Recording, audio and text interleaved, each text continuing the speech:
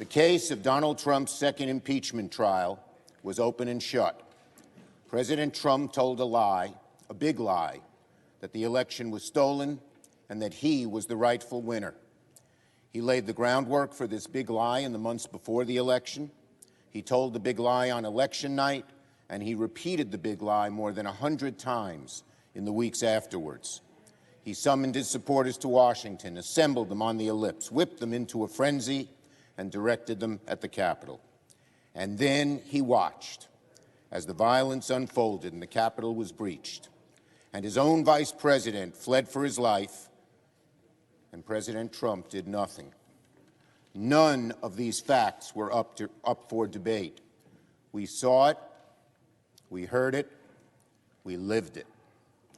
This was the first presidential impeachment trial in history in which all senators were not only judges and jurors, but witnesses to the constitutional crime that was committed. The former president inspired, directed, and propelled a mob to violently prevent the peaceful transfer of power, subvert the will of the people, and illegally keep that president in power. There is nothing more un-American than that. There is nothing more antithetical to our democracy. There is nothing more insulting to the generations of American patriots who gave their lives to defend our form of government. This was the most egregious violation of the presidential oath of office and a textbook example, a classic example of an impeachable offense worthy of the Constitution's most severe remedy. In response to the incontrovertible fact of Donald Trump's guilt, the Senate was subject to a feeble and sometimes incomprehensible defense of the former president. Unable to dispute the case on the merits, the former president's counsel treated us to partisan vitriol, false equivalence, and outright falsehoods. We heard the roundly debunked jurisdictional argument that the Senate cannot try a former official, a position that would mean that any president could simply resign to avoid accountability for an impeachable offense, a position which in effect would render the Senate powerless to ever enforce the disqualification clause in the Constitution. Essentially, the President's counsel told the Senate that the Constitution was unconstitutional. Thankfully, the Senate took a firm stance, set a firm precedent with a bipartisan vote in favor of our power to try former officials for acts they committed while in office. We heard the preposterous claim that the former president's incitement to violence was protected by the First Amendment. The First Amendment right to free speech protects Americans from jail, not presidents from impeachment. If the president had said during World War II that, quote, Germany should attack the United States on Long Island, we've left it undefended, I suspect Congress would have considered that an impeachable offense. Finally, the defense counsel said that President Trump was not directly responsible for the violence at the Capitol. Quote, his words were merely a metaphor, his directions were merely suggestions, and the violent mob was just a spontaneous demonstration. But wind the clock back and ask yourself, if at any point Donald Trump did not do the things he did, would the attack on the Capitol have happened? There's only one answer to this question. Of course not. If President Trump hadn't told his supporters to march to the Capitol, if he hadn't implored them to come to Washington on January 6th in the first place, if he hadn't repeatedly lied to them that the election was stolen, their country was being taken from them, the attack would not have happened, could not have happened. January 6th would not have happened but for the actions of Donald Trump. Here's what the Republican leader of the Senate said. The mob that perpetrated the, quote, failed insurrection, unquote, was on January 6th was, quote, provoked by President Trump. You want another word for provoke? How about incite? Yet still, the vast majority of the Senate Republican caucus, including the Republican leader, voted to acquit former President Trump signing their names in the columns of history alongside his name forever. January 6th will live as a day of infamy in the history of the United States of America. The failure to convict Donald Trump will live as a vote of infamy in the history of the United States Senate. 5 years ago, Republican senators lamented what might become of their party if Donald Trump became their presidential nominee and standard-bearer. Just look at what has happened. Look at what Republicans have been forced to defend. Look at what Republicans have chosen to forgive. The former president tried to overturn the results of a legitimate election and provoked an assault on our own government. And well over half the Senate Republican conference decided to condone it. The most despicable act that any president has ever committed, and the majority of Republicans cannot summon the courage or the morality to condemn it.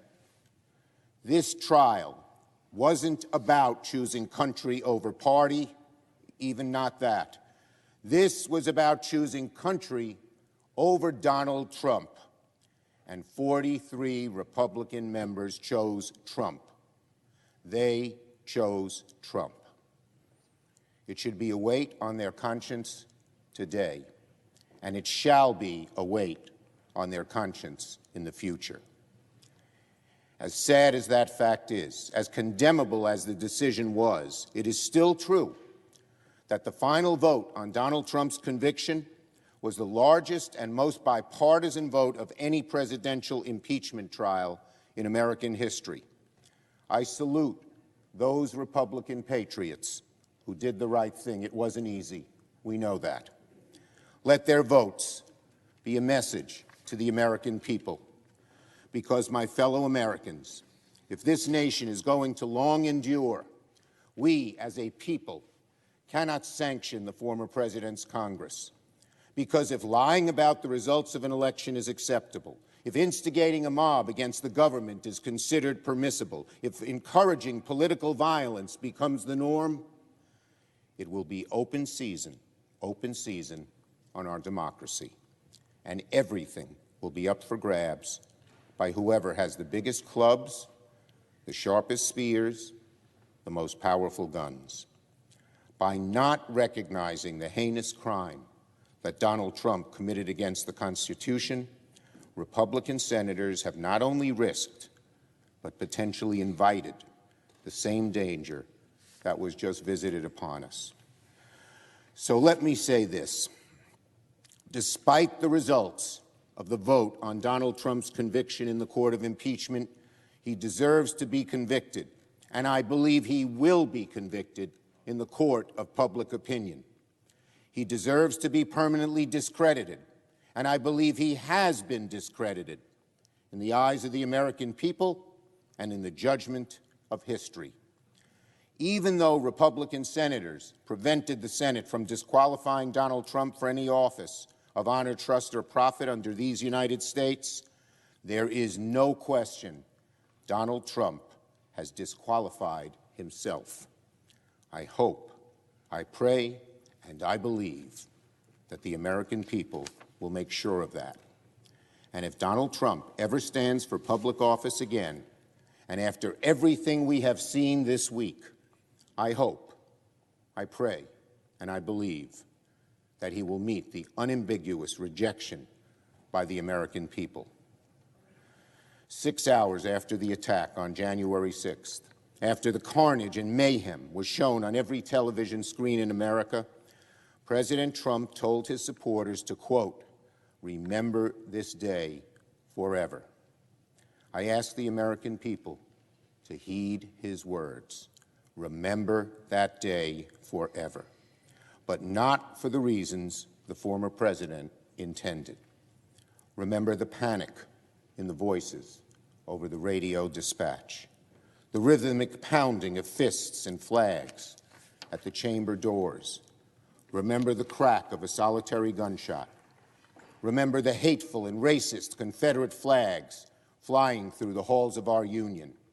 Remember the screams of the bloody officer crushed between the onrushing mob and a doorway to the Capitol, his body trapped in the breach.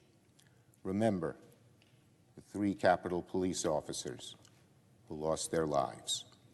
Remember that those rioters actually succeeded in delaying Congress from certifying the election.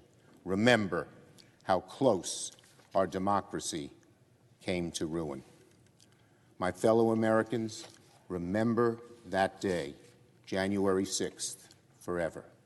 The final terrible legacy of the 45th President of the United States, and undoubtedly our worst.